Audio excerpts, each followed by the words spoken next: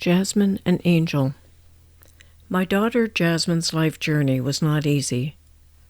Although she was smart and very beautiful, she had dysfunctional parents, and she had borderline personality disorder.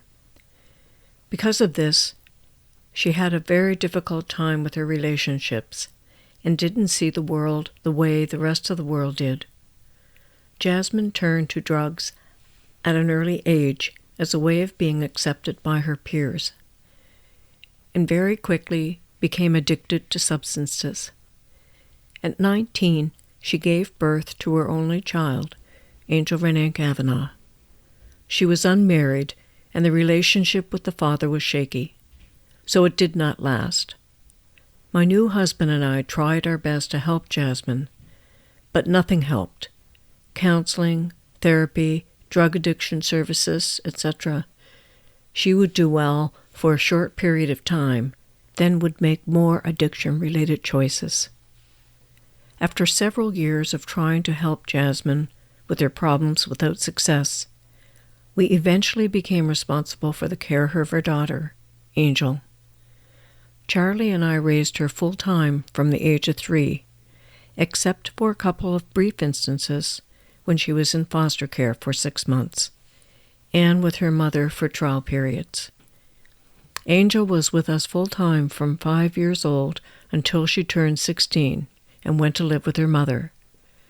During these 11 years raising Angel, we had to choose to detach in love from Jasmine for the sake of our sanity and the need for a safe, secure, and healthy environment to raise Angel in. Jasmine continued to make poor choices for the rest of her life. She worked briefly but lost those jobs. She spent some time on the street using heavy drugs and eventually landed in prison for 4 years.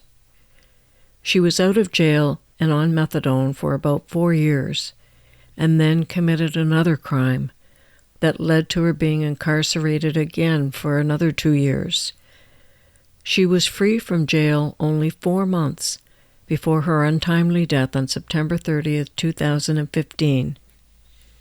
Angel was always hopeful of going back to live with her mom. No matter what her mother did, she loved her like every child loves their mother. Seeing her mother choose drugs instead of choosing to get clean so that she could be a good mother hurt Angel deeply. Although we tried our best to give her a stable home environment, we weren't what she wanted. We were her grandparents, and she wanted a normal life with her mother and father. Of course, I was overprotective and controlling of Angel because of the problems with her mother and my codependency issues. There were rules and thou shalt nots and timeouts when she made poor behavior choices. Angel felt stifled and smothered. She started cutting herself when she was 12, 13, and began rebelling strongly when she was 15. And then she turned to drugs, my worst nightmare. This was exactly what we were trying to keep her away from. When Angel was 16 and cutting classes to do drugs, and we were at the end of our ropes, we made the decision to let her go live with her mother under the supervision of provincial child care services. It was what she wanted, and she was beyond our control. We had to try something else. The last night she slept in her room in our house before she went to live with her mother, I cried and I cried and I cried, tears of anguish for another soul I had lost. I felt it was my fault. I was devastated. All the pain and sorrow that I knew my unborn child would cause me came rushing back. I knew instinctively, intuitively, more pain and sorrow was coming. It wasn't over. I realized that night that the great pain and suffering I had had with my daughter was to continue with my granddaughter, who was also a daughter to me. When would it end? Why was I going through this again? What did I do to deserve this? Why was this happening? Things were too crazy for me, to take the time to really try and figure it out until about 2 years later. Angel's life with her mom and stepfather Josh was every teenager's dream. They were so happy to have her with them and tried their best to keep her happy. Although they did try, things were not what she had hoped. Angel was soon disillusioned with her new family life with her parents and began cutting classes and using drugs again. She started not coming home and hanging with drug users. She went through a bad year until her stepfather helped her get clean.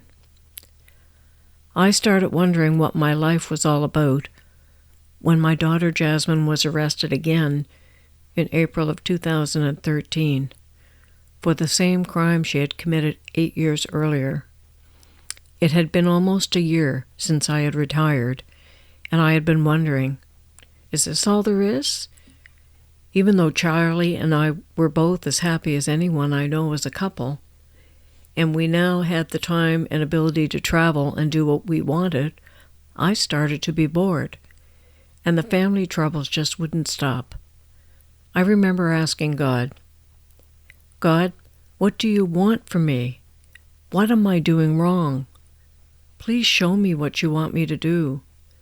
Within the next couple of days, I received an invite to join Deepak and Oprah on a 21-day meditation challenge.